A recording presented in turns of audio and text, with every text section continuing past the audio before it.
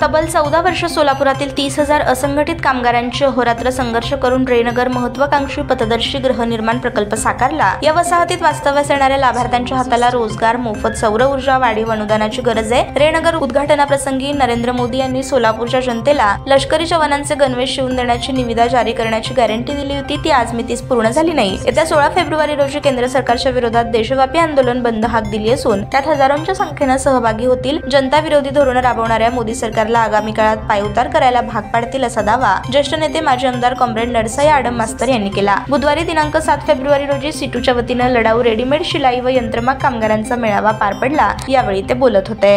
जाऊन सांगायला सांगायचं ना, 20 वर्ष 2 लाख रुपये कर्ज फेडायचं महिन्याला 2100 रुपये,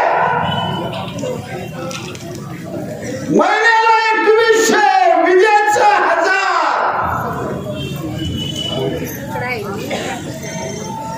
सोलापुरात रेनगरला जायला महिन्याला 500, सोसायटीचे 200-250 रुपये, 4000 रुपये गेल्यावर आम्ही आमची मावशी कसं जगणार?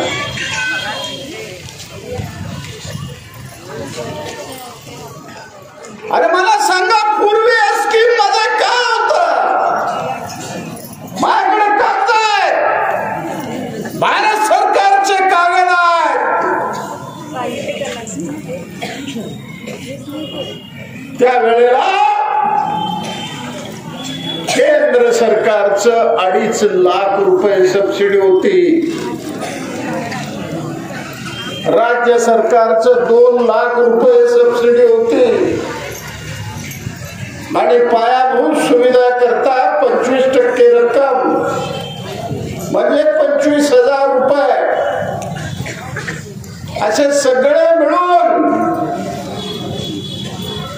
आम्हाला ही घर 75,000 रुपये मध्ये बिनव्याजी बसत होतं, 1 रुपया मॅडम मास्तरने केलं नाही धाडस। कोण आहे दाखवा त्यांना। आज मधुताईमध्ये 10,000 घरावी दिला, 1 रुपया सुद्धा त्यांच्या डोक्यावर कर्ज नाही, 1 रुपया। ताज्या बातम्या पाहण्यासाठी प्राईम महाराष्ट्र न्यूज चॅनलला सबस्क्राईब करा।